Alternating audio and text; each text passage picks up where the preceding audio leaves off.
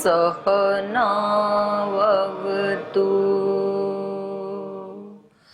सहनौ भुनक्तु सह वीर्यं करवावहै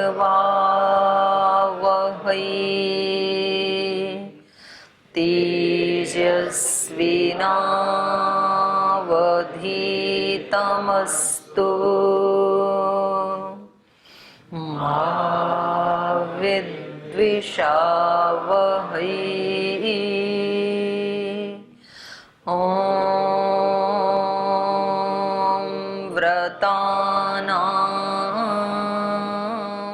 व्रतपते व्रतं चरिष्यामि तच्छकेयं तन्मे राध्यताम्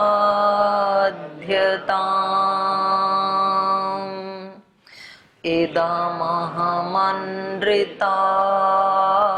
सत्यमुपैमि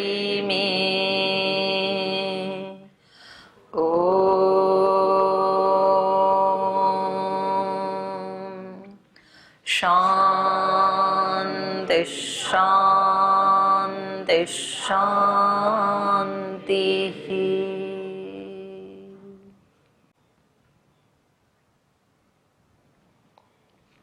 एक लंबे अंतराल के बाद आज हम दोबारा रामायण की कक्षा में सम्मिलित हुए हैं। तो यहाँ पर अरण्य कांड पढ़ रहे थे और अरण्य कांड का प्रारंभ ही हुआ था। अरण्य कांड का मतलब है कि अरण्य में प्रवेश करके श्री राम अब आसुरी संपद का विनाश करने के लिए तत्पर हो गए हैं। तो तृतीय सर्ग हम पढ़ रहे थे, क्योंकि अरण्य में ज्यादा असुर हैं और उनके बीच बीच में ऋषि मुनि भी हैं। तो जब ये ऋषि मुनियों से मिले तो ऋषि मुनियों ने इनके सामने निवेदन किया कि आप इस अरण्य में बहुत भयंकर असुर हैं और हमारी आपसे प्रार्थना है कि आप यदि आए ही हैं तो आप हमारे परित्राण के लिए कुछ कीजिए। हम अपनी दृष्टि से यदि देखें तो अभी आज कितनी तारीख है? 3 तारीख है। तो 8-9 दिन के बाद हम सब दीपावली का पर्व मनाने वाले हैं। और दीपावली किसका प्रतीक है? किसका पर्व है दीपावली? प्रकाश का पर्व है, दीपों का पर्व है, इसीलिए दीपावली कहते हैं। और प्रकाश को अध्यात्म में क्या कहते हैं? ज्ञान भी कहते हैं, विवेक भी कहते हैं। तो एक तरह से उसको दैवी संपद भी कह सकते हैं, जो आप गीता में रोजाना पढ़ते हैं, सुनते भी हैं। दैवी संपद विमोक्षाय आसुरी निबंधाय। तो एक हमें बांधने के लिए है एक संपद और दूसरी मुक्त करने के लिए है। तो स्थूल दृष्टि से जब हम देखते हैं तो दीपावली से लगभग महीना 20 दिन पहले विशेष सफाई की जाती है। बाद में तो लक्ष्मी की या ऐश्वर्य की या गणपति की पूजा की जाएगी, लेकिन उससे पहले स्पेशल सफाई अभियान चलता है। लगभग 1 महीना पहले सबसे ज्यादा सफाई होती है दीपावली वाले पर्व पे। बहुत पर्व आते हैं देश में, लेकिन इतनी लंबी सफाई किसी भी पर्व में नहीं की जाती जितनी दीपावली पे की जाती है। और यद्यपि हम 12 मास अपने घर में झाड़ू पोछा सफाई रोज करते ही हैं, फिर भी इतनी लंबी सफाई। और हर व्यक्ति के घर में से कूड़े के ढेर निकलते हैं, वेस्ट चीजों के बोरे भर भर के निकालते हैं लोग। तो कबाड़ियों का भी ये सीजन टाइम है, उनको काफी कबाड़ मिल जाता है। ये कबाड़ खाना आया कहाँ से? कोई भी व्यक्ति अपने घर में लाके ये कबाड़ी का देना है इसलिए इसको रख लेते हैं, ऐसे तो कोई भी नहीं रखता है। जब उन वस्तुओं को लाए थे तो कैसे समझ के लाए थे? सदुपयोगी समझ करके ही लाए थे। लेकिन वही वस्तुएं 1-2 साल के बाद क्या बन गई? कबाड़ खाना। या तो वो जीर्ण शीर्ण हो गई, या तो फिर इस व्यक्ति के मन से उतर गई, अब उसमें आकर्षण नहीं रहा उस वस्तु में, तो फिर ये इसको निकाल देता है। तो यहाँ जैसे स्थूल रूप से सफाई की जाती है, और क्योंकि पर्व तो देखो स्थूल तो एक अंश है, वास्तव में तो उसका मीनिंग तो सूक्ष्म से ही होता है, उसी के लिए मनाए जाते हैं। तो हम भी अपने चित्त को यद्यपि रोजाना ही साफ करते हैं, योग करते हैं, प्राणायाम करते हैं, स्वाध्याय करते हैं, सेवा करते हैं, संध्या उपासना आदि भी करते हैं, यज्ञ करते हैं, ये सारे साधन किसके हैं? सफाई के हैं। इसीलिए तो दिनचर्या ऐसी बनाई जाती है गुरुकुलों में। लेकिन इतना करने के बावजूद भी हमें प्रकाश का दर्शन तो नहीं हुआ अभी। प्रकाश का दर्शन कहो या आत्मदर्शन कहो, आत्म साक्षात्कार कहो। यदि किसी की आंख ठीक है तो उसको रूप दिखना चाहिए कि नहीं दिखना चाहिए? दिखना ही चाहिए। आंख का धर्म है रूप को देखना, यदि वो ठीक है तो। यदि कान ठीक है तो शब्द सुनने ही चाहिए, कानों का धर्म है। यदि वाणी ठीक है तो उससे अभिव्यक्ति होनी चाहिए भावों की, क्योंकि यही वाणी का काम है कि वो अंदर के भावों को अभिव्यक्त करे। तो आत्म तत्व का साक्षात्कार होता है विशुद्ध बुद्धि में, ऐसा हमने शास्त्रों में पढ़ा। विवेक ज्ञान उसको कहा। योगांग अनुष्ठानात अशुद्धि क्षये ज्ञान दीप्ति अविवेक ख्याते।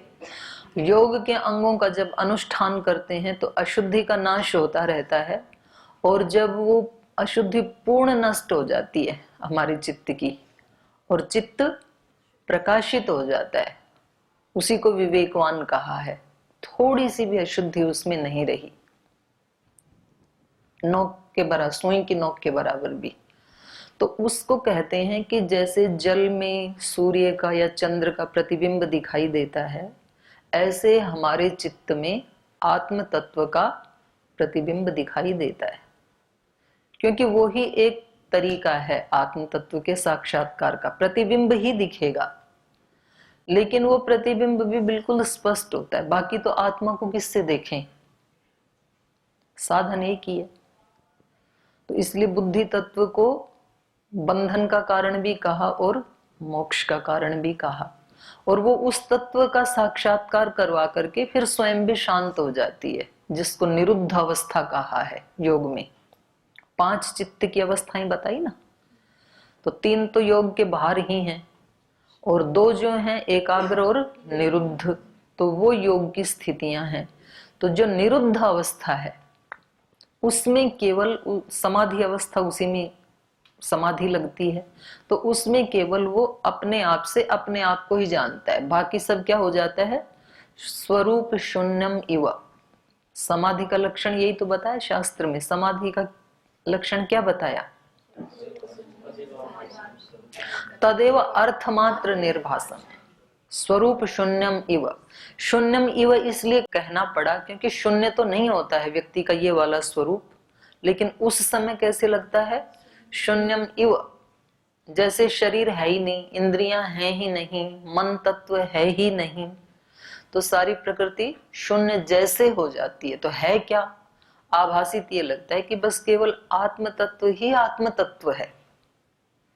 और वो समाधि जब किसी व्यक्ति की जागृत अवस्था में भी घटित हो जाती है, जिसको गीता में स्थित प्रज्ञ कहा, तो उस व्यक्ति को जागृत अवस्था में भी सब जगह फिर एक तत्व ही दिखाई देता है, जिसको श्रद्धेय गुरुदेव आज सुबह भी बता रहे थे कि सब में क्या दिखाई देता है? ब्रह्म ही दिखाई देता है, भगवती तत्व ही दिखाई देता है। तो ये समाधि की अवस्था है। और ये अवस्था कैसी है? चित्त के पूर्ण विशुद्धि की अवस्था है। लेकिन आज सुबह भी जैसे पूज्य गुरुदेव बता रहे थे कि इस अवस्था को प्राप्त करने के लिए उनको कितना अभ्यास करना पड़ा? 3 दशक, 30 साल। और 30 साल अभ्यास कैसे करना पड़ा? निरंतर, ये निरंतर करना पड़ा। ऐसे नहीं कि 30 साल में कभी कर लिया होगा, कभी छोड़ दिया होगा, ऐसे नहीं। तो वो अभ्यास कैसा होना चाहिए? सेतु दीर्घ काल। अब ये दीर्घ काल सबका अलग अलग है। मान लो पूज्य गुरुदेव की कई जन्मों से यात्रा चल रही थी तो उनको 3 दशक लगे, हो सकता है हमें 5 दशक लगे, हो सकता है 6 लगे, उससे कम लगे, किसी को उससे ज्यादा भी लगे। तो दीर्घ काल चलेगा और नैरंतर्य। नैरंतर्य का मतलब डेली, प्रतिदिन नहीं, प्रति क्षण, प्रति पल। क्योंकि हमारे चित्त में जो अशुद्धियां हैं, चाहे वो हम सोए हुए थे तो वो किसी ने हमारे अंदर डाल दी, और या तो हमने स्वयं ही लाके रख ली। घर में कबाड़ 2 ही दृष्टि से इकट्ठा हो सकता है, या तो हमने कुछ चीजें अज्ञानवश, हमें वो अच्छी लगी, आकर्षित की हमने हमारे को, और हमने वो लाके रख ली, और बाद में हमें लगा ये तो कचरा है, तो फिर हमने दिवाली पे निकाल के फेंक दिया। या तो हम जागरूक नहीं थे तो किसी बच्चे ने घर में लाके डाल दिया होगा कुछ कूड़ा करकट। तो 2 स्थितियों में हमारे चित्त के अंदर अशुद्धि एकत्रित होती है। एक तो हम खुद ही, हमें प्रकृति की कोई चीजें हमारे पुराने संस्कारों के कारण अच्छी लगती हैं। कोई व्यक्ति अच्छा लगता है, कोई वस्तु अच्छी लगती है, कोई स्थान अच्छा लगता है, कोई शब्द अच्छा लगता है, कोई स्पर्श अच्छा लगता है, अपने संस्कारों के कारण। तो हम उस चीज से फिर चिपक जाते हैं, उसको पकड़ लेते हैं हम। इस व्यक्ति के बिना मैं नहीं रह सकता हूं या नहीं रह सकती हूँ, इस वस्तु के बिना तो मैं नहीं रह सकता हूँ। जैसे योगग्राम में, वेलनेस सेंटर में आते हैं ना पेशेंट, तो बोल जी चाय के बिना तो हम नहीं रह सकते। कुछ कहते हैं जी बीड़ी सिगरेट के बिना नहीं रह सकते, बाकी और कोई दोष नहीं है हमारे अंदर। कुछ कहेंगे जी भजन सुने बिना नहीं रह सकता हूँ, यद्यपि अच्छी आदत है लेकिन आसक्ति तो है ना शब्द में। कुछ कहेंगे जी गाना सुने बिना नहीं रह सकता हूँ। तो ऐसे हमने वो बांध रखे हैं अपने चित्त को, खुद या तो इकट्ठा कर लिया, या तो किसी ने हमारे चित्त में डाल दिया। किसी ने हमारे चित्त में डाल दिया ये व्यक्ति बिल्कुल अच्छे नहीं होते, इस संप्रदाय वाले बहुत क्रूर होते हैं। तो अब ये हमारे अंदर एक फीडिंग होगी। यद्यपि हमने उनसे कभी कोई बिहेव, बर्ताव नहीं किया, लेकिन उस संप्रदाय के लोग दिखते ही हमारे मन में पहले क्या विचार आएगा, ये लोग अच्छे नहीं होते हैं। और किसी के बारे में डाल दिया ये लोग बहुत अच्छे होते हैं, तो उनको देखते ही मन में क्या आएगा, बहुत अच्छे लोग हैं। कभी हमारे पूर्वजों ने हमारे चित्त में ये चीज डाल दी कि साधु महात्मा बहुत अच्छे होते हैं, होते ही हैं, होते थे, क्योंकि साधु महात्मा का मतलब पूर्ण विवेकवान, जिसने अपने दोषों का नाश कर लिया। तो ये परिपाटी बन गई हमारे देश में कि जो भी लाल कपड़े में दिखेगा ज्यादातर लोग उसको प्रणाम करते हैं। कहीं यात्रा आदि में होंगे, कोई साधु, कोई भगवा वेश में कोई व्यक्ति खड़ा हो तो अपनी सीट दे देंगे उसको। वो सामने बैठा हो, खाना आ गया हो तो एक बार पूछेंगे जी आप खाना है आपको। यद्यपि उसमें ह्रास भी हुआ है, तो कुछ लोग घृणा भी करते हैं कि ये बेकार के लोग हैं, लेकिन ये भी धारणा हमारे मन में डाल दी किसी ने। कुछ लोगों ने इस वेश को पहन करके ना अपनी सेवा की, ना समाज की सेवा की, ना देश की सेवा की, ना धर्म की सेवा की, बल्कि उल्टा ही आचरण किया। तो फिर लोगों ने क्या समझ लिया, भाई जो बिल्कुल महानिकम्मे मनुष्य हैं वो लाल कपड़े पहनते हैं, जो कुछ नहीं करते हैं। तो फिर उन लोगों ने उसको उस दृष्टि से, हे दृष्टि से देखना शुरू कर दिया। लेकिन हमारे अंदर 99.99999, 5 बार 99 लगा लो, इतनी ज्यादा जो वस्तुएं हैं वो किसी के द्वारा आरोपित की हुई हैं, हमारा अपना अनुभव नहीं है। और वो आरोपित किया हुआ जो चित्त है उसके अकॉर्डिंग ही फिर हमारे पूरे दिन भर के विचार और भाव वो चलते रहते हैं। जैसे गाय भैंस कुछ खाती है ना, तो फिर उसकी जुगाली करती हैं, वो बैठ के घास खाती हैं, तो उसके अलावा और कुछ उसका और कोई प्रोसेस ही नहीं है। उनके अंदर वही सिस्टम है, जो खाएंगे उसकी जुगाली करेंगे। तो अभी जो हमारे मन की स्थिति है वो ऐसी है कि हम जो भी देखते हैं या सुनते हैं उसकी जुगाली करते रहते हैं केवल। उसके पार कोई चीज का कोई साक्षात्कार किया हो तो वो तो बिरले लोग होते हैं। लाखों करोड़ों में कोई एक ऐसा यति, योगी, संत, महात्मा होता है जिसने अपना अनुभव किया है, वो जुगाली नहीं कर रहा है। तो फिर क्या करें? फिर हम शास्त्र आदि पढ़ें कि ना पढ़ें? क्योंकि शास्त्र पढ़ेंगे और वो ही हमारे चित्त में चलेगा, तो ये क्या हो गया? एक तरह से जुगाली करने जैसे हो गया। उसके पार हम देख ही नहीं पाएंगे। हमने वैसा ही मान लिया जैसा शास्त्र में बताया या किसी हमारे बड़े महापुरुष ने बताया, पर अपना अनुभव हमने नहीं किया।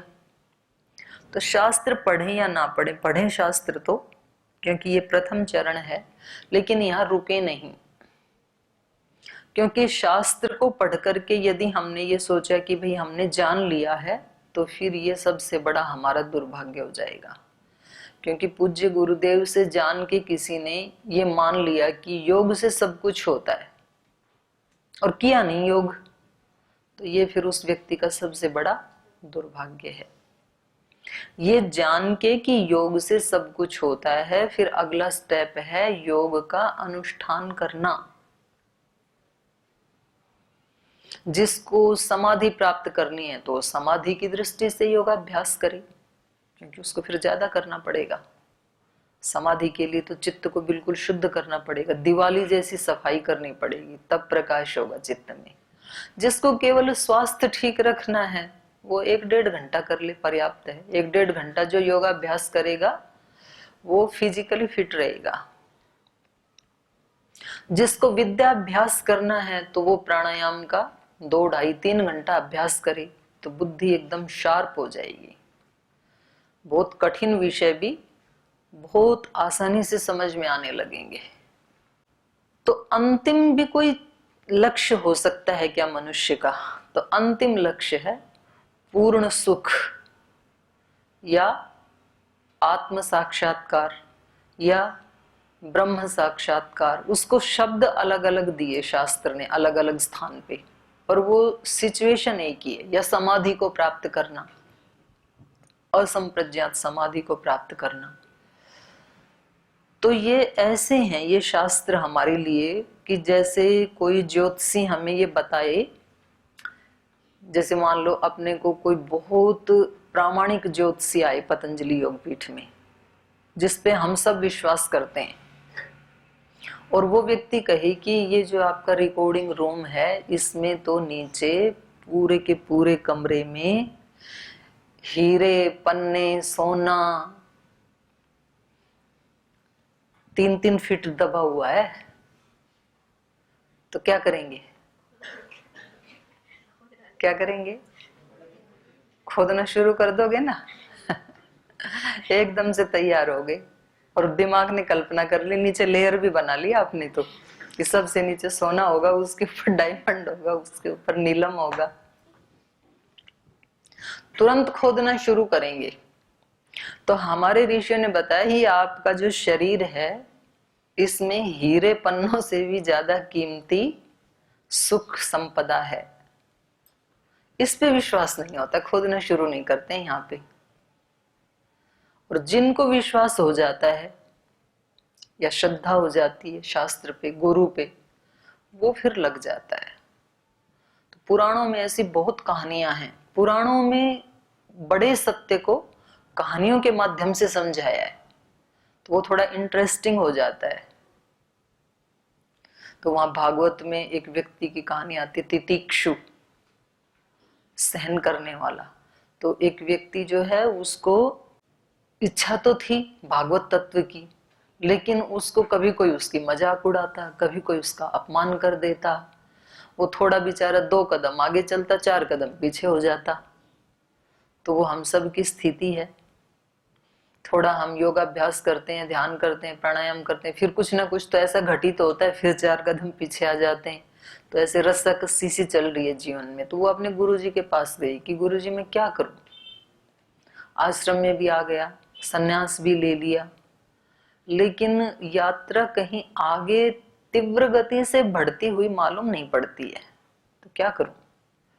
तो उन्होंने कहा कि आप एक काम करो, आप उन सब चीजों को सहन करना शुरू कर दो।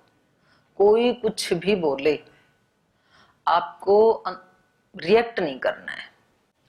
तो ये तो बड़ा कठिन मालूम पड़ता है, क्योंकि वो तो हम चाहते नहीं रिएक्शन, तो वो तो होता है। एक्शन का रिएक्शन स्वतः घटित होता है। जैसे कोई गेंद उठा के दीवार पे मारे तो वापस खुद आती है, लाना थोड़ी पड़ता है उसको। फेंकने के लिए तो प्रयास करना पड़ता है, लेकिन वापस आने के लिए कोई प्रयास नहीं। ये एक्शन तो किया, रिएक्शन अपने आप होता है। तो ऐसे होता है हमारे चित्त में भी। कोई प्रशंसा करे तो उसका भी रिएक्शन होता है, कोई अपमान करे उसका भी रिएक्शन। हर एक्शन का रिएक्शन होता है, और दूसरे का ही नहीं, अपने का भी होता है। जैसे थोड़ा अच्छा चिंतन किया, ध्यान में बैठे, उपासना में बैठे, तो तुरंत पूरे शरीर में एक पॉजिटिव रिएक्शन होता है। और जैसे ही हमने कोई ऐसा विचार उठाया, कोई तनाव वाला, कोई दुख किसी ने दिया, उसको स्मरण करके, तो तुरंत ही पूरे शरीर में नेगेटिव रिएक्शन होता है। तो उनके गुरुजी ने कहा कि कोई बात नहीं, अंदर अंदर से रिएक्शन हो तो चलेगा, बाहर से मत करना। तो उसने ऐसे ही शुरू किया। कुछ लोगों ने फिर उसको पागल समझ लिया, उसको पत्थर भी मारने लगे, कुछ उसको घसीट के ले जाते थे। लेकिन उसने गुरुजी के एक शब्द को पकड़ लिया कि मेरे को रिएक्शन नहीं करना, सहन करना है। सहोसी सहो मई देही। और फिर कुछ वर्षों के बाद उसको आत्म साक्षात्कार हो गया। फिर किसी ने पूछा कि भाई कैसे, उसका नाम ही तितिक्षु रख दिया। नाम तो शायद कुछ और रहा होगा, पर उसके आचरण के कारण आप कोई भी पढ़ सकते हैं भागवत की इस कथा को, लास्ट में है ये। ऐसी बहुत सारी कहानियां हैं वहां पर। तो मैं ये बताना चाह रही थी कि जो हम ये पढ़ रहे हैं अरण्य कांड, इसमें अब प्रसंग चलेगा असुरों के विनाश का। जैसे यहाँ भी प्रसंग चल रहा है, तो ये विराध नाम का एक असुर है, और इसने आते ही सीता माता का अपहरण करने का प्रयास किया, और श्री राम और लक्ष्मण को मार देना चाहता है। जो सीता के रक्षक हैं उनका वध कर देना चाहता है, और उनको भला बुरा कह रहा है कि तुमने वेश तो धारण किया है मुनियों का, और आचरण है तुम्हारा गृहस्थियों का। क्योंकि ऋषि मुनि अपने साथ किसी महिला को साथ में लेके चलें तो ये तो समझ में नहीं आता जंगल में। तो मुझे तो नहीं लगता। तो वो कह रहे हैं कि तुम तो महाधूर्त व्यक्ति हो, अगर तुम्हें किसी स्त्री को साथ रखना है तो तुम सिविल कपड़ों में रहो, सांसारिक कपड़ों में रहो, और यदि तुमने मुनिवेश धारण किया है तो फिर इसको, महिला को मेरे सुपुर्द करो, इसको साथ क्यों लेके जा रहे हो? तो विराध जो है वो संसार का प्रतिनिधि है। संसार भी तो ऐसी अपेक्षाएं करता है। भाई आप लोगों ने यदि सन्यास ले लिया तो आप खड़ाऊ ही पहनो, जूते पहन लिए तो सन्यास कम हो गया, और आप ऐसे ही कपड़े पहनो, यदि उससे थोड़ा भी इधर उधर पहन लिया तो सन्यास कम हो गया। मतलब केवल बाहर से आप ठीक रहो उतना संसार चाहता है, अंदर से आप ना भी बदलो तो संसार को कोई दिक्कत नहीं है। आपको दिक्कत हो सकती है कि वे वैसे के वैसे ही हैं। तो यहाँ विराध संसार का प्रतिनिधित्व करता है, और असुर जो है वो सबसे पहले किस पे अटैक करता है? सीता का मतलब है बुद्धि तत्व। जो हमारी विशुद्ध बुद्धि है उसका नाम है सीता, और उसके रक्षक हैं मन और आत्मा। आत्मा राम तत्व है और हमारा मन लक्ष्मण तत्व है, वो उसकी रक्षा में है। निर्णय जो भी हम लेते हैं बुद्धि तत्व से। तो जब किसी व्यक्ति को, ऐसे कहावत है, भगवान जी तो ऐसा नहीं करते हैं, पर ऐसी कहावत है भी, भगवान जब जिसको दंड देना चाहते हैं तो उसकी बुद्धि भ्रष्ट कर देते हैं। क्या कहते हैं वो, विनाश काले विपरीत बुद्धि। भाई जब किसी के विनाश का काल आता है तो बुद्धि विपरीत हो जाती है, फिर वो सारे उल्टे सीधे ही निर्णय करेगा, उल्टे सीधे निर्णय करेगा तो खड्डे में ही गिरेगा। और जब किसी के उत्कर्ष का समय होता है तो भगवान उसकी बुद्धि को शुद्ध कर देते हैं, विवेकवती कर देते हैं, तो फिर वो सारे निर्णय विवेक पूर्ण ही लेगा। और इसीलिए सब मंत्रों में गायत्री मंत्र की महत्ता है, सबसे बड़ा मंत्र इसीलिए कहते हैं क्योंकि उसका जो विषय है मंत्र का वो क्या है, बुद्धि की शुद्धि, धियो यो नः प्रचोदयात्। और पीछे के जो भी दुरित हैं उनको भस्म करने का जो भगवान का भर्ग है, तेज है, क्योंकि इतने ज्यादा हमने तो संस्कार एकत्रित कर लिए कि अब हम यदि उनको मिटाने में लगें तो वो तो बहुत ज्यादा हो जाएंगे, ढेर का ढेर, पहाड़ का पहाड़ है। तो फिर भगवान की हेल्प के लिए प्रयास किया जाता है कि भाई आप इनको जला दो, भर्गो देवस्य धीमहि, आपके भर्ग को हम धारण करना चाहते हैं, आह्वान करते हैं आपके उस भर्ग का, आप हमारे अंतःकरण में अपने उस तेज से उन सारे संस्कारों को दग्ध बीज कर दीजिए। और महर्षि पतंजलि जी ने भी कहा कि योगाग्नि से ही वो दग्ध बीज हो सकते हैं और कोई उपाय नहीं है। एक एक से निपटेंगे तब तक तो और सारे बहुत सारे बन जाएंगे संस्कार, तो उसकी प्रार्थना की जाती है फिर भर्ग की, बुद्धि तत्व को शुद्ध करने की। अब ये बुद्धि तत्व को शुद्ध कब किया जाए? केवल उपासना काल में, सुबह शाम उपासना काल में भी किया जाए, लेकिन केवल उपासना काल पर्याप्त नहीं है। योग के समय में जब 2-2.5 घंटा सुबह योग करते हैं उस समय भी करना चाहिए, हो जाता है वो तो गुरु के सानिध्य में, उस समय तो कोई दूषित विचार आता ही नहीं है, लेकिन उतना पर्याप्त नहीं है। तो इसका अभ्यास हमें दिन में प्रतिपल करने की आवश्यकता है। प्रतिपल यदि ना हो सके, हम भूल जाएं, तो फिर जब याद आए तब करने की आवश्यकता है। 1 घंटे में, आधे घंटे में याद आए, 20 मिनट में याद आए। और आज एक बहुत अच्छी बात भी पूज्य गुरुदेव ने बताई कि हमारे मन का स्वभाव ऐसा है कि इसको जो ट्रेनिंग देते हैं वैसा फिर ये थोड़े दिन में मान लेता है, वैसा ही करने लग जाता है ये। तो जब हम थोड़े दिन ऐसा प्रयास करेंगे, दिवाली पे जब सफाई का अभियान चलाते हैं तो घर साफ हो जाता है, ऐसा तो नहीं है कि अभियान चलाएं और साफ ना हो। और 12 मास जब विशेष सफाई का अभियान नहीं चलाते हैं तो साफ नहीं होता है, चलाते हैं तो हो जाता है। ऐसे ही हमारे चित्त का भी है। जिस व्यक्ति ने संकल्प कर लिया कि भाई बाहर की कोई उपलब्धि हो या ना हो, बाहर के लोगों से वाह वाह मिले या ना मिले, कोई डिग्री, डिप्लोमा, धन दौलत, ऐश्वर्य, पद, प्रतिष्ठा मिले या ना मिले, लेकिन ये वाली संपत्ति तो मुझे जरूर प्राप्त करनी है इसी जन्म में, इसी के लिए इस पथ पर आए हैं, ऐसा जब संकल्प लेते हैं ना, तो फिर वो थोड़ी थोड़ी देर में हमारे अंदर एक सिस्टम है, वो हमें याद भी दिलाता है। प्रकृति का सिस्टम है, वो हर कदम पे आपको टोकेगा, ऐसे नहीं, ऐसे करो। और जब हमें बहुत किसी के प्रति कोई रिएक्शन आ रहा हो तो उस समय भी फिर हमें याद आएगी कि हम अपने इष्ट देव से पूछें। अब इष्ट देव में किसी का पतंजलि ऋषि हो सकता है, किसी का पूज्य गुरुदेव हो सकते हैं, किसी का और कोई ऋषि हो सकता है, हनुमान जी हो सकता है, जो भी जिसको आप अपने सुरक्षा में अपने से बड़ा मानते हैं, आप उसको याद करो कि अभी मैं क्या करूं, बहुत मन दुखी हो रहा है, ऐसे भाव आ रहे, अब मैं क्या करूं। तो आपको उत्तर मिलने लगता है फिर कि ऐसे करो,